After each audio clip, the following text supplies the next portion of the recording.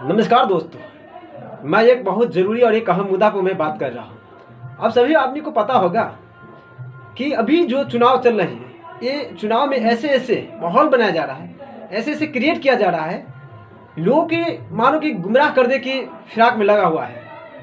क्योंकि मैंने तो सबसे पहले ये समझता था कि इंडिया सरकार में जो है एक दो जुमलेबाज आदमी है, लेकिन अभी जो देख रहे हैं यहाँ नीचे से लेकर के ऊपर तक, कार्यकर्ता से लेकर प्रत्याशी तक से लेकर के बड़े बड़े इनके मंत्री और नेतागण जो है जुमलेबाजी के फिराक में लगे हुए हैं।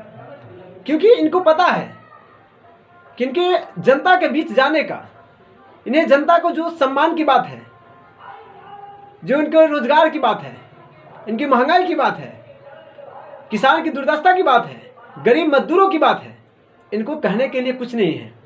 क्यों? क्योंकि ये सब में फेल है। तो ये हर जगह, हर समय, हर चुनाव में सिर्फ एक ही मुद्दा बनाते हैं।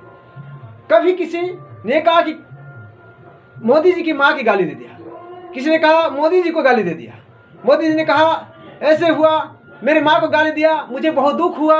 इनके कार्यकर्ता कहते हैं मोदी जी को मां को गाली दिया गया, बहुत दुख की बात है, बड़ी शर्मिंदगी की बात है, ये राहुल गांधी मूर्ख व्यक्ति है, ऐसे है वैसे हैं, कांग्रेस के हर नेता ऐसे, यानी कि हर एक लोग को महंगाई, बेरोजगारी से मुद्दा से भटकाने से, ये वोट चोर के, ये वोट बैंकिंग के ध्यान भटकाने के लिए।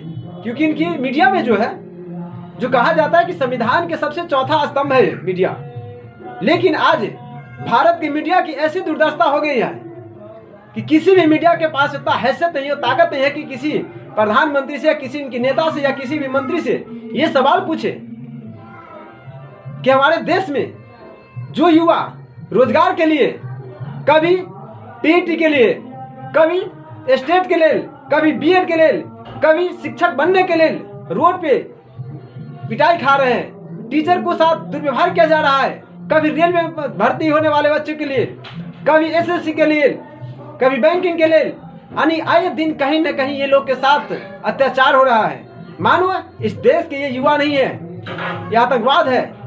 ये इन बीजेपी इंडिया सरकार के नजर में अगर एक भाई पुलिस प्रशासन में चल जाते हैं, उनको कितना मशक्कत करने के बाद अगर नौकरी मिल जाते हैं, तो ये नेता, ये मंत्री उन में बैठे बड़े बड़े अफसर अधिकारियों को इतनी अपने तजुर्बा अपने अंदर में रखना चाहता है, उसमें इतने हावी होते हैं कि उन प्रशासन से उन्हीं के भाई को, दूसरे भाई को पिटवाने के लिए तत्पर एकदम मौजूद होते हैं। अंधाधुंध लाठियां चलाती है। अगर हमारे बचाव में किसी भी टीचर आते हैं तो उनके साथ दुर्व्यवहार किया जाता है, उसको डिटेन कर लिया जाता है, उसको मानो कि एक मुजरिम नहीं, बहुत बड़ा मुजरिम है। अगर किसान अपनी समस्या रखने के लिए अगर दिल्ली पाते हैं तो बड़े बड़े बांध बना दिए जाते हैं, किले ठोक दिया जाता है, रोड पे दीवार घेर दिया जाता है, मानो कि इस देश के वो नागरिक नहीं है। लेकिन पड़ोसी देश से, हमारे दुश्मनी मुल्क से, वहां से भर भर के गाड़ी में चरस, गांजा, अफीम, बड़े बड़े हथियार, मांस, बारूद आते हैं और क्षण भर में आम जनता के साथ साथ एक सैनिक अधिकारी को यूं मिनट में तबाह करके चले जाते हैं। लेकिन इसका कुछ नहीं हो पाते हैं, ये कुछ नहीं कर पाते हैं।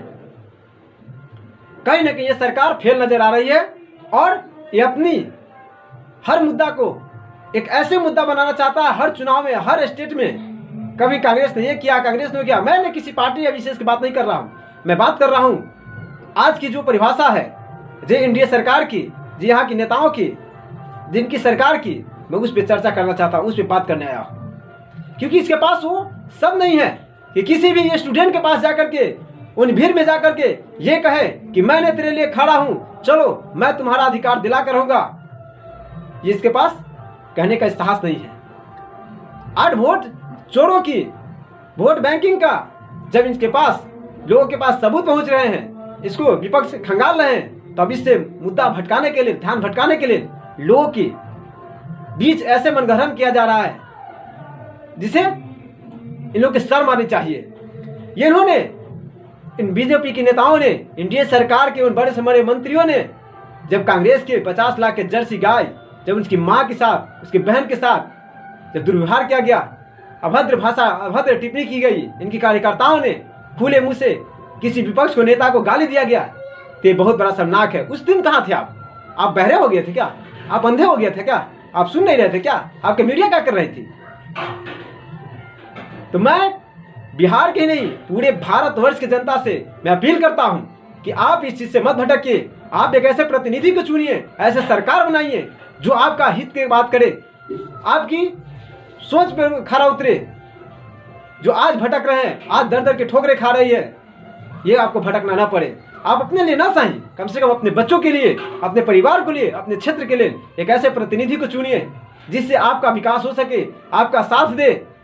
आज किसान मर रही है, आज बिहार के किसान, आज बिहार के लोगों की ये हाल हो गई है कि जहाँ पे पानी पीने की नौबत इतना खराब हो गया हुआ है कि उससे शायद कुआं के पानी नसीब नहीं होने वाला है। लेकिन इनके नेताओं ने अपना रोटियां सेकते हैं, निकल लेते हैं, रोटियां सेकते हैं, निकल लेती है।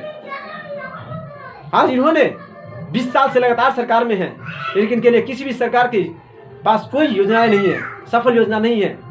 इन्होंने स्मार्ट सिटी कहा। आज मोदी जी को पता है, इन्होंने मोदी जी को 5 पुत्री जन्म दिया है। जैसे आपको बता दे कि इन्होंने लाया 2014 में 2 करोड़ नौकरी देंगे, 15-15 लाख रुपया हर व्यक्ति को खाते में जाएगा। 16 में नोटबंदी लाया, इसके बाद फिर राशन दुकान, फिर ये थाली बजवाया, और ऐसे करते करते क्या हुआ, 2019 को चुनाव आया, उसमें आए, कहा कि मैंने 19 लाख लोगों के नौकरी दूंगा। क्या हुआ? रोजगार दूंगा। क्या हुआ? कुछ नहीं हुआ। इन्हीं की सरकार है ना। आज इनके नेता ने कह रहे थे कि हमने 5 साल में 30 लाख रोजगार की घोषणा की थी, मैंने 50 लाख पूरा कर दिया। तब 20 साल में आप समझिए 2 करोड़ से बेसी हो गया, तो फिर पलायन बिहार को क्यों नहीं रुका? आपको शर्म आनी चाहिए। आज हमारे यहाँ की अस्पताल जाकर के देखिए, वो अस्पताल में डॉक्टर नहीं, मानो उसमें स्टाफ नहीं, एक दलाल बैठा हुआ है। वो अपना निजी क्लिनिक खोला हुआ है 100-500 मीटर की जगह पे, और जाकर के वहाँ पे वो दलाली करते हैं। वहाँ पे अच्छी सुविधाएं, इलाज नहीं हो पा रहा है, वहाँ पे अच्छी जांच की मशीन नहीं है, लेकिन ये नेता ने कभी उस पर झांक नहीं पा रहा है, कभी जाकर नहीं देखा है, क्योंकि लोगों के बीच इसके कहने के लिए कुछ नहीं है, वोट मांगने का कोई नया सुराग नहीं है, इसलिए नई मुद्दा बनाते हैं। कभी माँ की गाली दिया, कभी बहन को गाली दिया। अरे आपने जिसको बहन को, जिसकी माँ को गाली दिया, उस दिन आप कहाँ थे? उस दिन आपको समझ नहीं आया कि आप एक नए मुद्दा को मत छेड़िए। ये बिहार है और यहाँ की जनता जानती है, आपका असलियत जानती है, और आज इस वक्त इस चुनाव में आपका पोल खुलेगा, क्योंकि बिहार की जनता जाग चुकी है। इनको पलायन रुकना चाहिए। आज बिहार के लिए कहीं भी किसी भी जगह जाने के लिए सप्ताह में गाड़ी नहीं मिलती है, बहुत ऐसे शहर है, लेकिन वही गुजरात में जाने के लिए हर घंटे गाड़ी है। गुजरात के हर क्षेत्र में गाड़ी है, लेकिन बिहार में कहाँ है?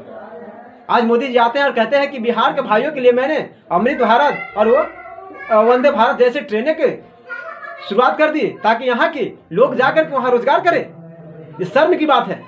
कभी ये तो न कहे कि गुजरात में कि मैंने गुजरात से बिहार के लिए हर घंटे में शुरुआत कर रहा हूँ, महाराष्ट्र से हर घंटे के लिए गाड़ी शुरुआत कर रहा हूँ, ताकि गुजरात के लोग, महाराष्ट्र के लोग, साउथ के लोग जाकर के बिहार में कमाएं। आज तक इन्होंने फैक्ट्री नहीं लगाया, यहाँ पे कोई उद्योग नहीं लगाया। क्यों नहीं लगाया भाई? तो ये नौटंकी बंद कीजिए और हमारे बिहार को, जनता को पगलाने की कोशिश नहीं कीजिए, क्योंकि हमारी जनता जानती है कि आपने, और बिहार की ही नहीं, अब पूरे भारत की जनता आपको जानती है कि आपने कहाँ कहाँ घोपला कैसे कैसे करते हैं। इसीलिए मैं अभी नहीं कहता हूं, लेकिन मैं इतना ज्यादा जरूर कहूंगा कि आप सोच को बदलिए, सरकार को बदलिए। जिस दिन सत्ता बरकरार हो गया ना हमेशा के लिए, ये आपका तहस नहस कर देगा। आपको एक वोट, सिर्फ आपके लिए एक वोट है। आप समझते हैं कि मेरा वोट एक भरे के टट्टू है, लेकिन एक वोट से यही नेताओं ने आपके जीवन का, आपका परिवार का, आपका क्षेत्र का, आपका जिंदगी बदलने का फैसला है, ताकत रखता है। इस वोट में इतना ताकत है। इसलिए किसी भी व्यक्ति को एक वोट को कीमत समझाइए कि आपका वोट का कितना महत्व है, तभी आपका बिहार बदलेगा, आपका समाज बदलेगा। आप अपने बच्चों के लिए कम से कम सोचिए, अपने भविष्य के लिए सोचिए।